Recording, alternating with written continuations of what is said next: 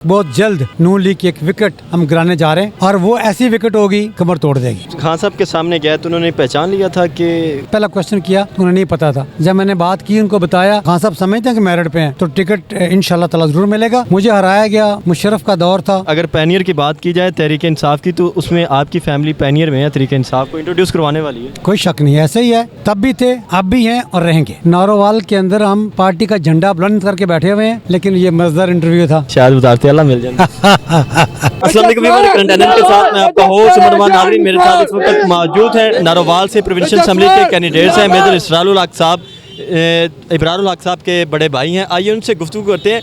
इनका इंटरव्यू भी हुआ है। चेयरमैन तहरीक इंसाफ इमरान ने टिकटों के लिए जो इंटरव्यू किए हैं उनमें से एक कैंडिडेट्स ये भी हैं।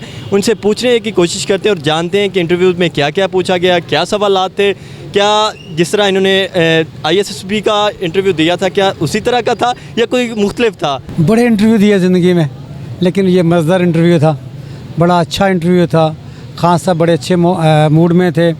बेसिकली वो चाह ये रहे थे कि जिस वो इंटरव्यू कर रहे हैं या किसी कैंडिडेट से मिल रहे हैं तो वो ये देखना चाह रहे थे कि ये बंदा पार्टी के साथ कितना लायल है, कैलिबर क्या है इस बंदे का, क्या ये इलेक्शन लड़ने के बाद हमारे साथ खड़ा रहेगा। क्योंकि खान साहब ने देखा है कि इसी पिछले इलेक्शन के बाद बहुत सारे लोग छोड़ के चले गए, जब उनको पर मफाद नज़र आया तो भाग गए। वजिया अकरम की तरह जो हमारे नारोवाल की रहने वाली हैं, इस तरह के बहुत सारे लोग। तो आपने कहा कि आपने बहुत सारे इंटरव्यू दिए, यादगार इंटरव्यूज़ कोई दो अगर आपको कहा जाए तो कौन से? वो तो मेरे ख्याल में वो अगर मैं बात करूं तो रिसेंटली तो खान साहब वाला था और बाकी ISSB वाला था। अच्छा, यानी कि ISSB वाला सेकंड नंबर पे अब। हाँ जी। क्या क्या इंटरव्यू में क्या क्या खान साहब ने पूछा? जो मैं बात कर रहा था वो ये थी कि खान साहब जो देखना चाह रहे थे कि क्या ये बंदा इलेक्शन जीत सकेगा हमारे प्लेटफॉर्म से, या इसकी वर्थ क्या है, और दूसरा ये कि ये लॉयल्टी लेवल क्या है, इसके ऊपर कोई ऐसी कोई नेगेटिविटी तो नहीं है। वो ये दो चार चीज़ें देखते थे। उन्होंने मुझसे पूछा कि आपका पॉलिटिकल कैरियर कहाँ से शुरू हुआ और आपने क्या क्या किया। तो मैंने उनको बता दिया कि मैंने 2008 में पहला इलेक्शन लड़ा था और वो मैं जीता था। तो वो फिर उन्होंने पूछा कैसे हारे, कैसे? फिर मैंने कहा मैंने जितने वोट लिए थे आज़ाद उम्मीदवार की हैसियत से पाकिस्तान नारोवाल की तारीख़ में कभी किसी ने इतने वोट नहीं लिए। मुझे हराया गया, मुशर्रफ का दौर था। मुशर्रफ साहब ने इब्रार को रिंग किया कि भाई को बैठ जाए। तो मैंने कहा अभी तो इलेक्शन जीता हुआ है, मैं कैसे बैठ जाऊँ, इलेक्शनों के आखिरी दिनों की बात है। फिर उन्होंने परवेज़ लाई को, शुजात हुसैन को बात की, फिर भी मैंने इनकार किया। फिर एजेंसियों का मुझे फ़ोन आया कि आप बैठ जाएं तो हम कोई और सीट दे देंगे आपको। तो मैंने कहा ये तो नहीं हो सकता, अभी इलेक्शन को चंद दिन रह गए हैं और आप कह रहे बैठ जाएं। तो फिर उन्होंने वो करना था, वो जो करते होते फिर उन्होंने किया। तो उस वक़्त फिर मैंने जब बताया खान साहब को तो उन्होंने ये कहा हाँ ऐसा तो फिर करते हैं वो। आपकी फैमिली के ऊपर भी लॉयल्टी का शक है? बिल्कुल नहीं, 100% नहीं। अभी मैं बात कर रहा था, बता रहा था कि कोई ऐसा धरना नहीं है, कोई ऐसा मार्च नहीं है, कोई ऐसा मौका नहीं है जहाँ पे पार्टी को ज़रूरत हुई हो और हमारी फैमिली या हम वहाँ पे नहीं पहुँचे होंगे। इब्रार ने, मैंने बहुत सारे मौक़ों के ऊपर पाकिस्तान से बाहर थे, हमने वहाँ पे अपने प्रोग्राम छोड़े, खान साहब के कहने के ऊपर रातों रात पाकिस्तान पहुँचे और वो प्रोग्राम अटेंड किए। जब 25 मई वाला मार्च था उसमें मेरे 2 बेटे अरेस्ट हुए, मेरा एक कज़न अरेस्ट हुआ, मेरे 25 से 30 जो साथी थे वो पकड़े गए, रात जेलों में रहे। तो हमने कुर्बानियाँ दी। 2013 के धरने के अंदर हम इब्रार, जब शेलिंग हो रही थी तो इब्रार कंटेनर में था, खान साहब के साथ चंद लोग थे और मैं फील्ड में था।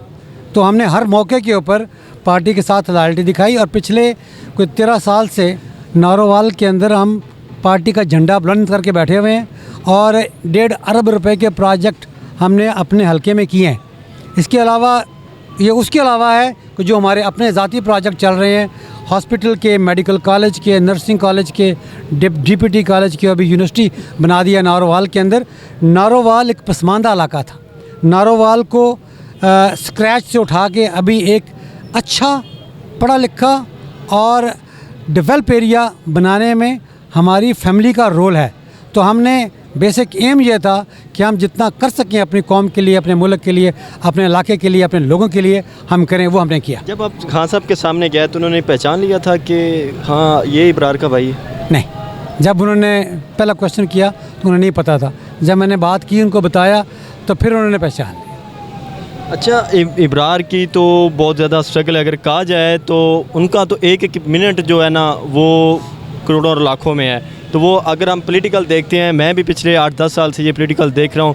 इब्रार को 2015-16 से मैं खुद जो रिपोर्टिंग कर रहा हूँ, तहरीक-ए इंसाफ के हर इज्तिमा के अंदर वो खड़े होते हैं। इसके बावजूद कभी डिसाइड नहीं हुए कि हमसे इंटरव्यू लिया जा रहा है, हमसे टिकट के लिए इंटरव्यू हम दे रहे हैं। नहीं, ऐसी कोई बात नहीं है। जो सिस्टम है उसमें आना चाहिए, जो मेरिट है उसको फॉलो करना चाहिए। अगर हम मेरिट पे हैं और खान साहब समझते हैं कि मेरिट पे हैं तो टिकट इंशाल्लाह ताला ज़रूर मिलेगा।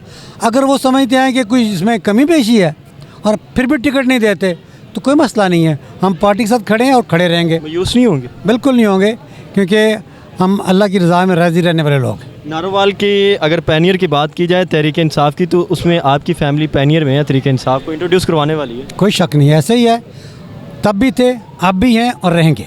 लेकिन उसके बावजूद अगर टिकट ना मिले फिर भी मायूस नहीं होंगे? मायूसी वाली कौन सी बात है? जिसको टिकट मिलेगा सपोर्ट करेंगे, पार्टी को जिताएंगे। इतनी लंबी जदोजहद सब कुछ किया इस पार्टी के लिए, फिर भी अगर टिकट नहीं मिलती तो लोग क्या कहेंगे? एहसन इकबाल क्या कहेगा? बात ये नहीं है, बात ये है कि ये तहरीक है। हम चाहते हैं मुल्क की बेहतरी, ना कि ज़ाती। देखिए, पहली बात एक चीज़ ध्यान में रखें, हमने इलेक्शन लड़के जीत के कोई पैसे कमाने नहीं है, हमने लॉस करना है अपना, ज़ाती हलालदा पैसा लाना है, कमाना नहीं। किस लिए? कि मुल्क की बेहतरी कर सकें। अगर खान साहब जीत जाते हैं पाकिस्तान के अंदर और जिस तरह वो विजन लेके चल रहे हैं, जिस तरह पाकिस्तान को बेहतर करना चाहते हैं, अगर हम उसमें कामयाब हो जाते हैं तो हमारी वो कामयाबी है। ज़ाती कामयाबी कोई कामयाबी नहीं है।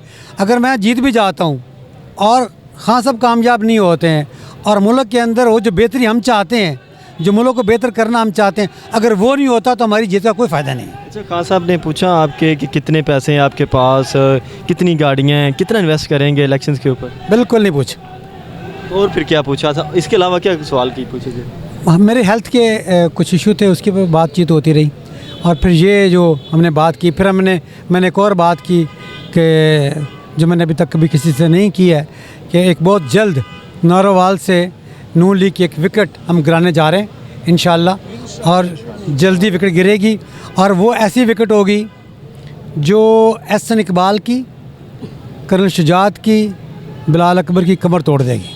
कहीं प्रोफेसर तो नहीं छोड़ रहा? वो भी आजकल नज़र नहीं आ रहा अपनी पार्टी का दिफा करते हुए, कहीं उसको तो नहीं गिरा रहे? नहीं, वो इस कैलिबर का बंदा नहीं है। अगर वो आना भी चाहेगा तो मेरा नहीं ख्याल खान साहब उसको लेंगे, क्योंकि वो एक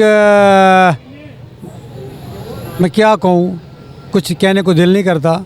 वो पार्टी का फेस नहीं हो सकता। पहली बात, हम किसी और को ले रहे हैं जो एटलीस्ट पार्टी का फेस होगा और जो लोग मैटर करते हैं हम उनको लेंगे। जाना मनान तो नहीं आ रहा? नहीं। फिर कौन आ रहा है जो जिसकी बड़ी विकेट? तो फिर एहसन इकबाल के अलावा तो कोई नहीं है। बाकी तो पहले छोड़ चुके, पीपल्स पार्टी वाले तो पहले छोड़ के आ चुके थे, आपने टिकटें नहीं दी, वो आज़ाद चले गए। देखिए, कुछ लोग ऐसे होते हैं जो बिहाइंड द फेस काम करते हैं। मैन बिहाइंड द गन की वाली बात है। वो ऐसे लोग हैं जो उसको सपोर्ट करते हैं और लेकिन नज़र नहीं आते, पीछे रहते हैं। हम उनकी बात कर रहे हैं। तो खान साहब ने ये भी पूछा कि कितनी वहाँ पे पैसे हैं या बिजली है या कुछ, कहीं आप भी क्या देते सुमान बाजार की तरह मेरी भी कोई बिजली हैगी, शायद वजारत आला मिल जाए। नहीं, बिजली नारोवाल में तो है और जहाँ नहीं थी वो हमने पहुँचा दी हुई है ऑलरेडी। अच्छा, तो और नारोवाल में हमने गैस पहुँचाई। नारोवाल के अंदर मुशर्रफ दौर के अंदर हम मुशर्रफ को लेके गए वहाँ पे, हालांकि उसने मुझे टिकट नहीं दिया था, तो मैं उस वक्त लड़ना चाह रहा था इलेक्शन। फिर मैंने आज़ाद लड़ा, उसकी पार्टी के ख़िलाफ़ लड़ा, लेकिन फिर भी हम उसको लेके गए वहाँ पे सिर्फ इसलिए कि नारोवाल की तरक्की के लिए, नारोवाल की बेहतरी के लिए। नारोवाल में गैस हमने मुशर्रफ दौर से, मुशर्रफ से के कहने के ऊपर नारोवाल में आई। तो नारोवाल के ऊपर अल्हम्दुलिल्लाह हमारी बड़ी एफ़र्ट है, बड़ी खदमात हैं। हम जितलाते नहीं हैं और ना ही क्रेडिट लेना चाहते हैं, लेकिन काम करना चाहते हैं।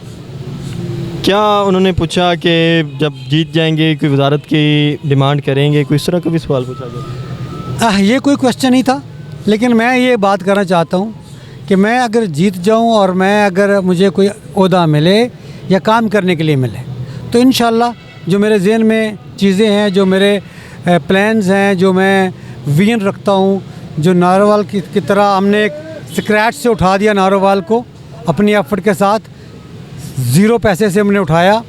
अगर गवर्नमेंट में हमें मौका मिल जाता है जहाँ पे रिसोर्सेज भी होते हैं, चीज़ें भी होती हैं, प्लानिंग भी होती है, HR भी होता है, लोग भी होते हैं, सारा कुछ होता है, तो उसमें आप अपनी इनपुट डालते हुए अपने सोच को बुरोकार लाते हुए बहुत कुछ कर सकते हैं, जो पाकिस्तान में अनफॉर्चुनेटली नहीं हो रहा।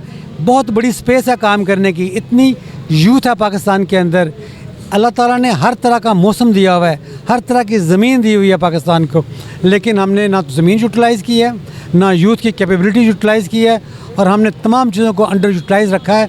स्वाय हमारे यहाँ अनफॉर्चुनेटली जो भी सियासतदान आए हैं उन्हें अपनी ज़ात से आगे का सोचा नहीं है।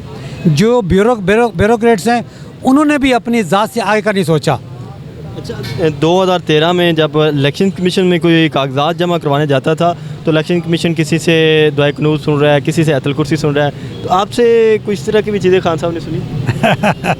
नहीं लेकिन वो अपनी तकरीर के अंदर बड़ा मजहबी टच देते हैं, तो कोई मज़हब के हवाले से कुछ थोड़ा बहुत टच दिया हो? ख्याल उनको पता था, जब पता चल गया कि इब्रार का भाई है तो उन्हें पता कि ये मजहबी फैमिली है। जी नाज़रीन, आपने इब्रारुल हक के बड़े भाई मेजर इसरारुल हक की गुफ्तगू सुनी। उम्मीद है कि आपको ये गुफ्तगू पसंद आई होगी। अपने मेज़बान उमर नवाज़ को दीजिए इजाज़त। अल्लाह हाफ़िज़।